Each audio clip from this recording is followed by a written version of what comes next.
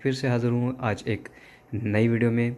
आज हम जिस लैपटॉप का रिव्यू करने जा रहे हैं, जिसकी स्पेसिफिकेशन किस तरीके से चेक की जाती है, हाउ टू चेक बैटरी, कैसे बैटरी के सेल्स आइडिया होगा कि ठीक है कि नहीं है, जेन्युइन है या नहीं है, लैपटॉप ओपन है कि नहीं है, एक रैम लगी हुई है, दो लगी हुई हैं, 2 GB की, या क्या सीन है, बगैर खोले लैपटॉप को किस तरीके से इन सब चीज़ों को चेक किया जाता है।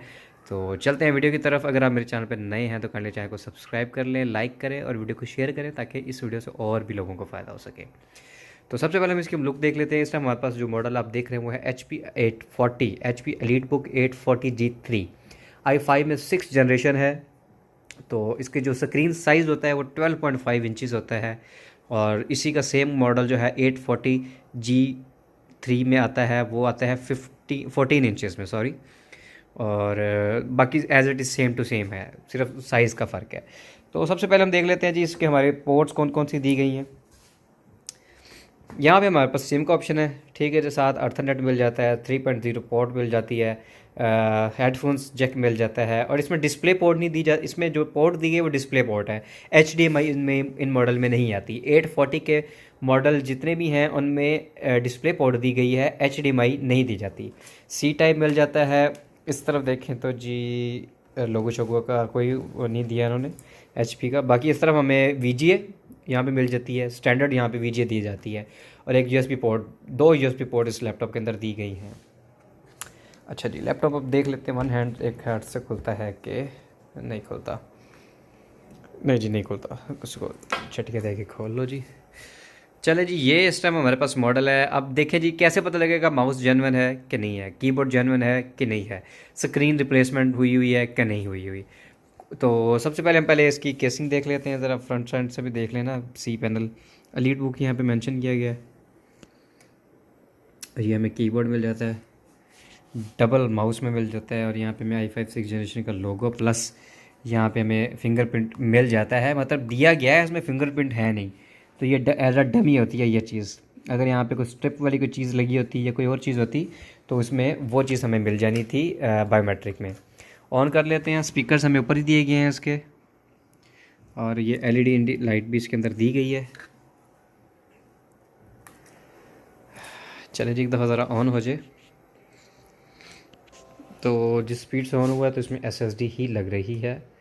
तो चेक करने का तरीका होता है, सबसे पहले आपने चेक करना है, आप क्या चेक करते हैं, दिस PC में जाते हैं और प्रॉपर्टीज़ खोल लेते हैं और वहाँ पे देख लेते हैं जी क्या क्या स्पेसिफिकेशन दी गई हैं।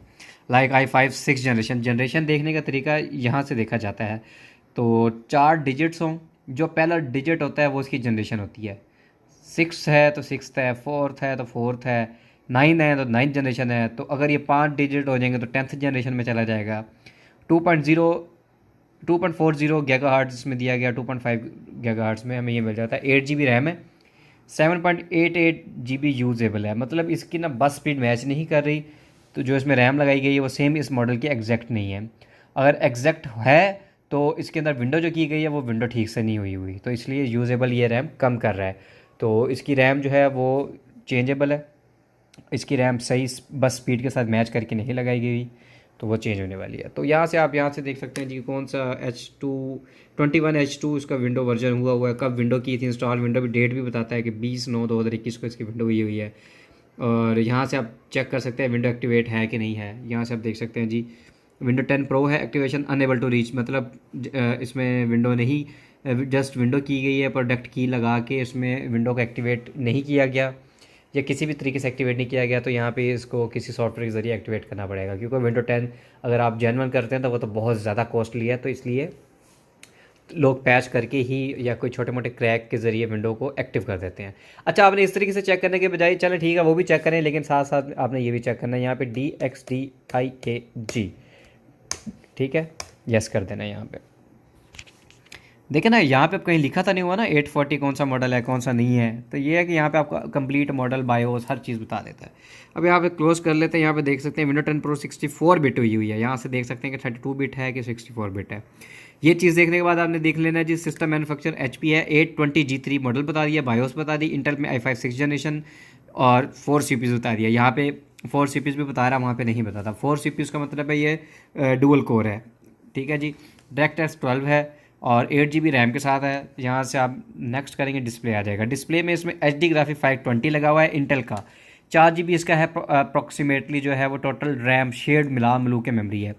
वी रैम होती है कि डेडिकेटेड कितनी दी गई है, जो मतलब आप हैवी सॉफ्टवेयर चलाते हैं तो उसमें कितनी आप यूज़ कर सकते हैं डिस्प्ले मेमोरी, वो 128 MB है। ठीक हो गया जी। फीचर लेवल 11.1 है। डायरेक्ट ड्रॉ, डायरेक्ट 3D और AGP टेक्सचर, ये सब चीज़ें अनेबल है। तो मतलब इसका ये है कि ये एडोब फोटोशॉप, इलस्ट्रेटर इस टाइप की चीज़ें रन कर देगा। साउंड में देख लें जी, आपको ये साउंड का बता देगा। ड्राइवर्स अगर अपडेटेड नहीं है, ये ड्राइवर नहीं हुआ होगा तो यहाँ पे वो नोट में ये चीज़ ऐड कर देता है। और डिफ़ॉल्ट डिवाइस यस है, नो होती है तो मीन्स के स्पीकर इसके चेंज हो जाते हैं और प्रोडक्ट ID वगैरह ये चीज़ें इनमें ऐड हो जाती हैं। इसी तरह का इनपुट में आप देख लेंगे, माउस और कीबोर्ड वगैरह देख लेंगे। इसी तरह आपको अगर ड्राइवर्स वगैरह किसी चीज़ के नहीं मिलते तो वो नोट पैड में आपको ये चीज़ बता देता है, यहाँ पे शो हो जाती है कि ड्राइवर्स करने वाले हैं या नहीं।